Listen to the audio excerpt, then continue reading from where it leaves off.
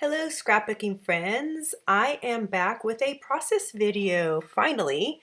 This one is for the Wild Hair Kit Club for my November kit, and I am starting off with this sketch from Stuck Sketches, which I'm starting to do more of because I'm really enjoying their sketches. And as you can see, I flipped the design over. The impetus for that is that in the die cut pack from my Echo Park A Perfect Autumn, there was this tag that I really wanted to use, and so I just made the sketch fit the tag instead of the other way around.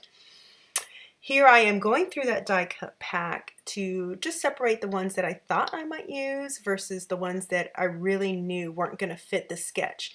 As you can see, the sketch has space for three presumably photos, some square photos, and I knew that I wanted to use one photo, but I'm going to fill the other two spots with some die cuts. So it was important to find some that had the sentiments I liked, plus kind of fit the area. So I'm just trying some of those out. And now here I pulled out the 3/8 inch hole punch from EK Success to punch out the hole in the tag, but I felt it was going to cut too much of that color off. So instead I used my We Are Memory Keepers Power Punch, which is a standard hole size, but that power punch really is so much easier to use. It's like the crocodile, but you know, the crocodile's hole, the punch is out two smaller holes. So this one's more of the standard size, and it's a little crooked, but that's okay because I'm going to put twine through there and you won't really be able to tell. And I'm just embracing imperfection. So here I'm pulling out from my kit, it is the Cartabella Hill Fall. I think it's the B-side, had all these little leaves, and I'm posting this layout first, but I actually made another layout with my kit before this. So this is just scrap from that paper, and I knew I wanted to use some leaves for this. It's a fall layout. I have leaves in the background, so I'm sort of going to scatter these around. You'll see when I get to that. I'm showing you here that I looked through some stamp sets to find a leaf stamp because I'm also going to be doing some stamping. If you can see in the sketch, well, I don't know if you can, there's these little dots in the background that suggest that you would put some sort of maybe mixed media or stamping or something like that. So that's what the stamp's for. Now here I am going through, and I was going to do the sketch at the top. You can't see it in frame, but it has strips. So I did cut a piece of paper from the kit, and you saw me flash it up there for a second, but I decided that was too heavy. I'm going to stick with using the washi from the Jen Hadfield Homemade collection.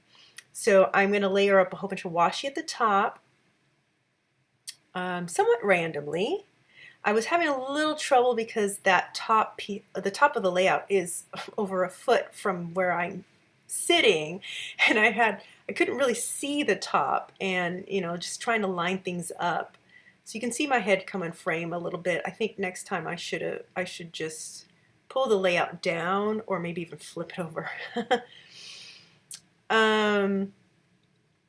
So here I just finish off that top, and I really love how that turned out.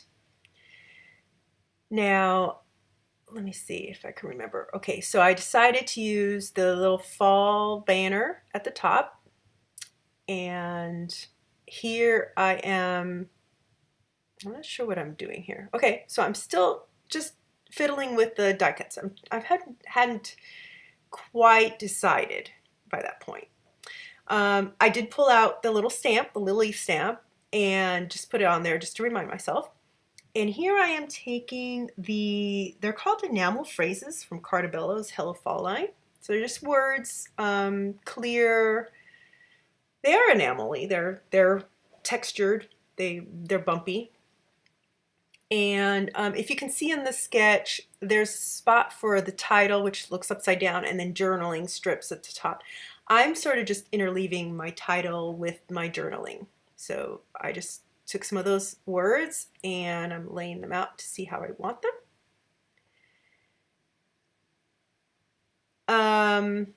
I was concerned with the words being by the tag that had typed up words. So I, just checked out the changing the layout, flipping the things around.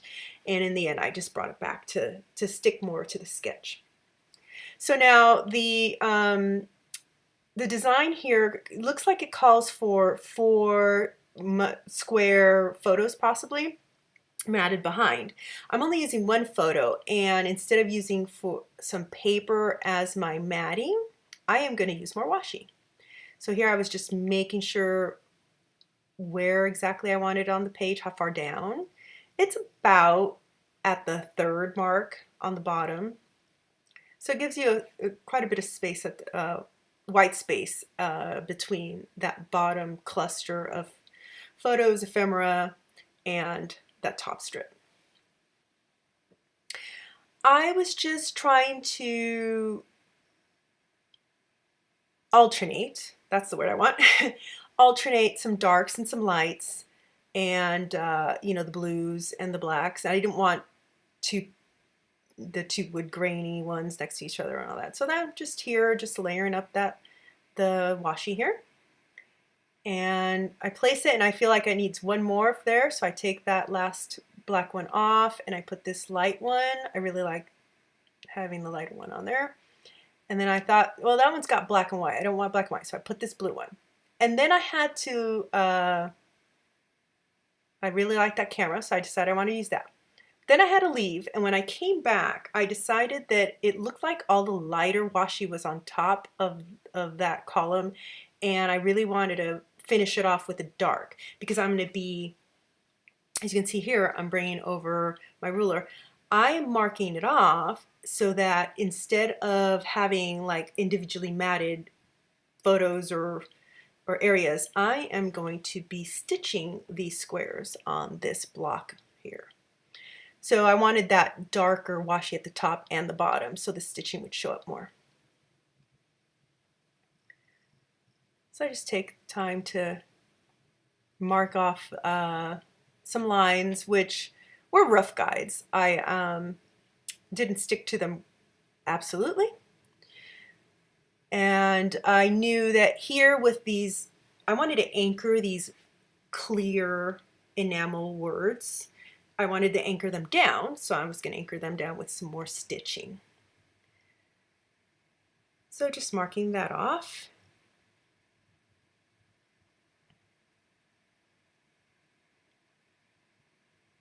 And then I am going to head off. Oh, yeah, first just stick these down because I am going to stitch that banner down as well. And that should be, there we go. I went and did stitching. I cut most of the little tails off. I wasn't sure if I wanted to keep the tails on, so I left them there for now. And I did cut some of the stuff and put some washi in the back just to make sure that the stitching doesn't start unraveling. And then here I stick down the enamel words. Now the one on top, I don't know, I must have, when I did the banner, I did it lower than I thought before, and the love wasn't going to stand out. So I briefly considered some backings for that. And then as I was just kind of considering it, I went ahead and stuck down the things I knew I wanted. I tried 2 twines and settled on this. It's a brown and white. There's a lot of brown and white on this layout, so I thought it went really well. And playing with the tails of the other stitching, still trying to see if I wanted to keep them or not. Okay, so then I went away and I typed up the rest of the words that are going to go with the enamel words. So these are, they were typed on my typewriter, and they are in blank ink, and I start putting them down. And I'm having trouble with the placement. So I wanted the stitching under the big words, but then I had these little strips of individual typed words, and they just were not fitting. Then I just kept fiddling with it until I finally realized that if I moved things down further, it fit better for what I liked. So here I'm putting down further. So I'm going to go away in a second and type up another line. There you go. So I came back. You can see there the background. Sorry, I sped this up really fast because I thought it would be really boring to watch all the snipping and stamping and taping down and all that. Okay, so I tested out a few inks that you can see here, and I settled on the Inkadinkadoo coffee bean color. It matched really well with all the browns. And so you don't see it on the sketch, I think, anymore. It's off frame, but they had these little dots that suggest there might be some sort of inking, misting, mixed media, whatever in the background. I mentioned that already. So I'm doing the stamping and just kind of randomly placing the little leaves. And then I bring on some of the die cut leaves as well, and I sprinkle those on as well.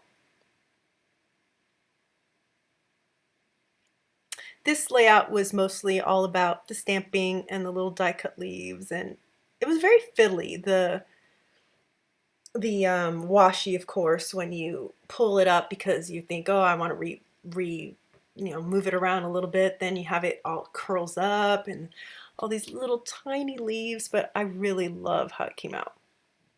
So then I had to leave and come back another day, and I was looking at it and decided, yes, I am pretty happy with the placement. So this is where I commit, and I glue down the little tiny die cut leaves.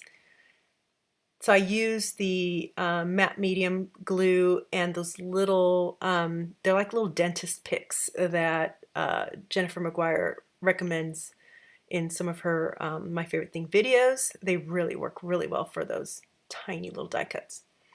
Here I am stamping some more leaves. So I don't know if I mentioned it already because I do the voiceover several times, but I did do the stamping. Some of them I stamped the first one off to the side so that I could get like kind of like the shadow color. I think that they call that like second generation stamp, and some of them are the first generation stamp. So the leaves are two different